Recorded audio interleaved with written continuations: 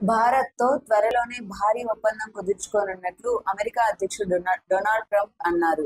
ఇప్పటికే చైనాతో ఒక వాణిజ్య ఒప్పందం కుదిరిందని చెప్పారు. వైట్ హౌస్‌లో బిగ్ బ్యూటిఫుల్ బిల్ కార్యక్రమంలో ట్రంప్ మాట్లాడుతూ ప్రతి ఒక్కరూ తమతో ఒక ఒప్పందం కుదుర్చుకోవాలని చూస్తున్నారన్నారు. చైనాతో నిన్ననే వాణిజ్య ఒప్పందంపై సంతకాలు చేశామని తెలిపారు. కొన్ని గొప్ప దేశాలతో ఒప్పందాలు కుదిరాయన్నారు. ఇందులో భాగంగా త్వరలో భారత్‌తో ఒక భారీ ఒప్పందం జరగొచ్చని వెల్లడించారు. భారత్‌లో తాము మార్కెట్లు తెరవబోతున్నామని పేర్కొన్నారు. కాగా తాము అన్ని దేశాలతో వాణిజ్య ఒప్పందాలు చేసుకోవాలనుకోవడం లేదన్నారు. వాటితో ఎలాంటి వాణిజ్యం ఉండదని స్పష్టం చేశారు. కొన్ని దేశాలకు కేవలం ఒక లేఖ పంపి 25, 35 లేదా 40% పన్నులు చెల్లించాలని చెబుతామన్నారు.